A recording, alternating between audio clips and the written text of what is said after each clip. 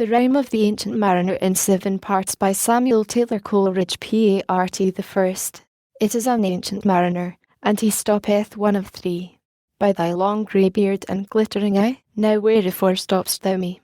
The bridegroom's doors are opened wide, and I am next of kin. The guests are met, the feast is set, mayst hear the merry din. He holds him with his skinny hand. There was a ship, quoth he. Hold off, unhand me, grey-beard loon. Eftsoons his hand dropped he. He holds him with his glittering eye. The wedding guest stood still, and listens like a 3 years' child. The mariner hath his will. The wedding guest sat on the stone. He cannot choose but hear. And thus spake on that ancient man, the bright-eyed mariner.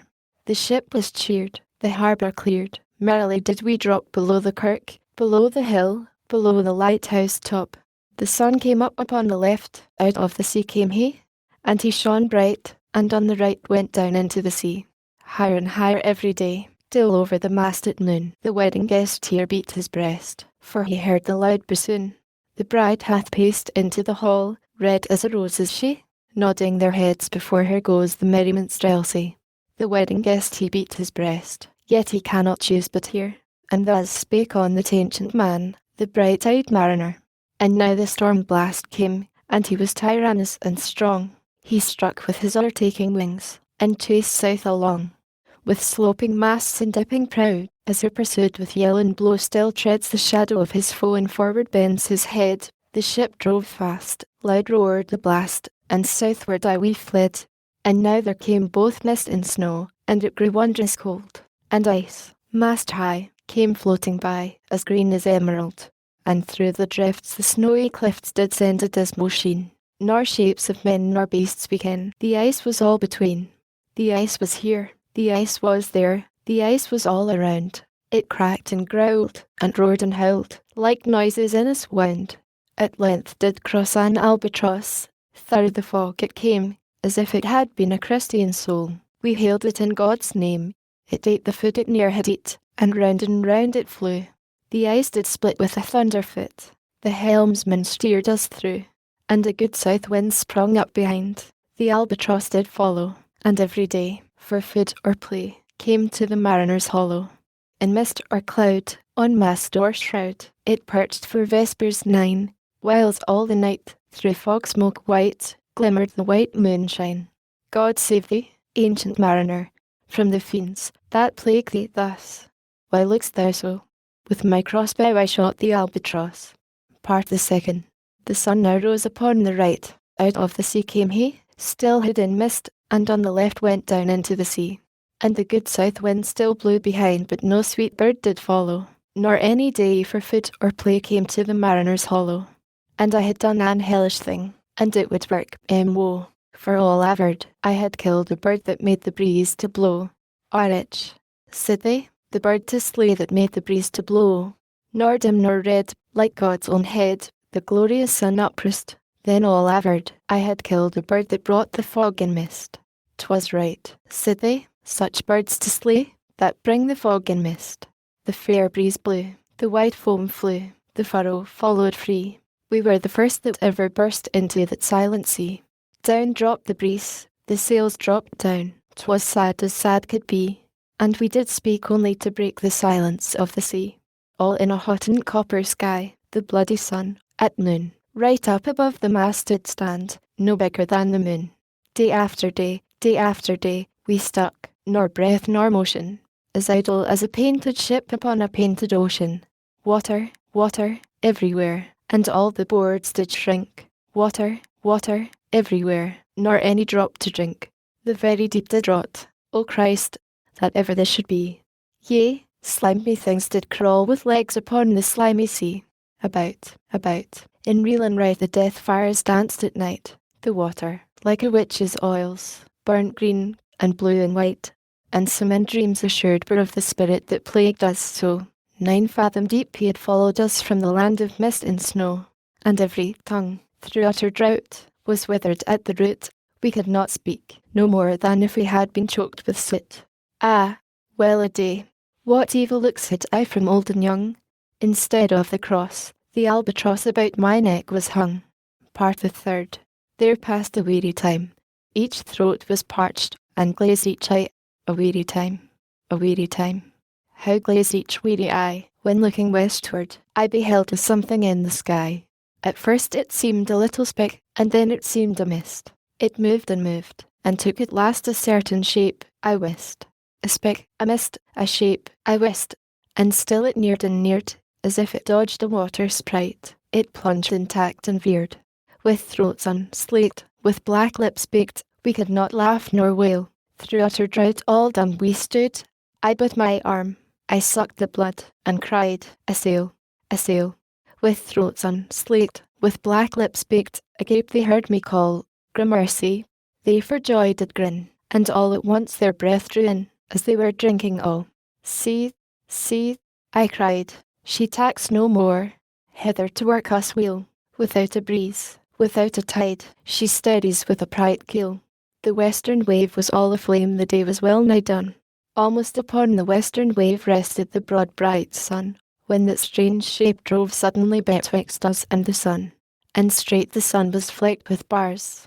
Heaven's mother send us grace, as if through a dungeon grate he peered, with broad and burning face. Alas, thought I, and my heart beat loud, how fast she nears and nears. Are those her sails that glance in the sun, like restless gossamer ray? Are those her ribs through which the sun did peer, as through a grate? And is that woman all her crew? Is that to death? And are there two? Is death that woman's mate? Her lips were red, her looks were free, her locks were yellow as gold, her skin was as white as leprosy. The nightmare life in death was she, who fixed man's blood with cold. The naked hulk alongside came, and the twain were casting dice. The game is done, I've won, quoth she, and whistles thrice. The sun's rim dips, the stars rush it, at one stride comes the dark, with far-heard whisper, o'er the sea. Off shot the spectre bark. We listened and looked sideways up. Feared my heart, as at a cup, my life-blood seemed to sip. The stars were dim, and thick the night. The steersman's face by his lamp gleamed white. From the sails the jaded drip, till clomb above the eastern bar the horned moon, with one bright star within the nether tip. One after one, by the star-dogged moon, too quick for groan or sigh, each turned his face with a ghastly pang, and cursed me with his eye. 4 times 50 living men, and I heard nor sigh nor groan. With heavy thump, a lifeless lump, they dropped down one by one. The souls did from their bodies fly, they fled to bliss or woe, and every soul, it passed me by, like the whiz of my crossbow. Part the 4th. I fear thee, ancient mariner, I fear thy skinny hand, and thou art long, and lank, and brown, as is the ribbed sea sand. I fear thee in thy glittering eye, and thy skinny hand, so brown. Fear not, thou wedding guest, this body dropped not down. Alone, all alone, alone on a wide, wide sea. And never a saint took pity on my soul in agony. The many men, so beautiful, and they all did lie, and 1,000 slimy things lived on, and so did I. I looked upon the rotting sea, and drew my eyes away. I looked upon the rotting deck, and there the dead men lay. I looked to heaven, and tried to pray, but or ever a prayer had gushed, a wicked whisper came, and made my heart as dry as dust. I closed my lids, and kept them close, and the balls like pulses beat, for the sky and the sea, and the sea and the sky lay like a load on my weary eye, and the dead were at my feet. The cold sweat melted from their limbs, nor rot nor reek did they. The look with which they looked on me had never passed away. An orphan's curse would drag to hell a spirit from on high, but oh, more horrible than that is a curse in a dead man's eye. 7 days, 7 nights, I saw that curse, and yet I could not die. The moving moon went up the sky, and nowhere did abide. Softly she was going up, and a star or two beside. Her beams bemocked the sultry main, like April where frost spread, but where the ship's huge shadow lay, the charmed water burnt all waves still and awful red. Beyond the shadow of the ship, I watched the water snakes. They moved in tracks of shining white, and when they reared, the elfish light fell off in hoary flakes. Within the shadow of the ship I watched their rich attire. Blue, glossy green, and velvet black, they coiled and swam, and every track was a flash of golden fire. O happy living things! No tongue their beauty might declare, A spring of love gushed from my heart, and I blessed them unaware. Sure my kind saint took pity on me, and I blessed them unaware. The self-same moment I could pray, and from my neck so free the albatross fell off, and sank like lead into the sea. Part the fifth. O sleep, it is a gentle thing, a love from pole to pole. To Mary Queen the praise be given. She sent the gentle sleep from heaven, that slid into my soul. The silly buckets on the deck, that had so long remained, I dreamt that they were filled with dew, and when I awoke, it rained. My lips were wet, my throat was cold, my garments all were dank. Sure I had drunken in my dreams, and still my body drank. I moved, and could not feel my limbs. I was so light, almost I thought that I had died in sleep, and was a blessed ghost. And soon I heard a roaring wind. It did not come anear, but with its sound it shook the sails, that were so thin and sere. The upper air burst into life, and 100 fire flags sheen. To and fro they were hurried about, and to and fro, and in and out, the one stars danced between. And the coming wind did roar more loud, and the sails did sigh like sedge, and the rain poured down from one black cloud. The moon was at its edge. The thick black cloud was cleft, and still the moon was at its side. Like water shot from some high crag, the lightning fell with never a jag. A river steep and wide, the loud wind never reached the ship, yet now the ship moved on.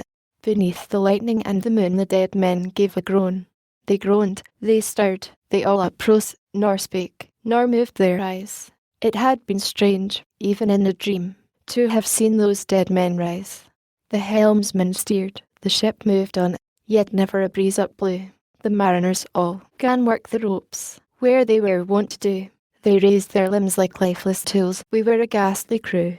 The body of my brother's son stood by me, knee to knee. The body and I pulled at one rope, but he said not to me, I fear thee, ancient mariner. Become, thou wedding guest. 'Twas not those souls that fled in pain, which to their corses came again, but a troop of spirits blessed. For when it dawned, they dropped their arms, and clustered round the mast. Sweet sounds rose slowly through their mouths, and from their bodies passed. Around, around, flew each sweet sound, then darted to the sun. Slowly the sounds came back again, now mixed, now one by one.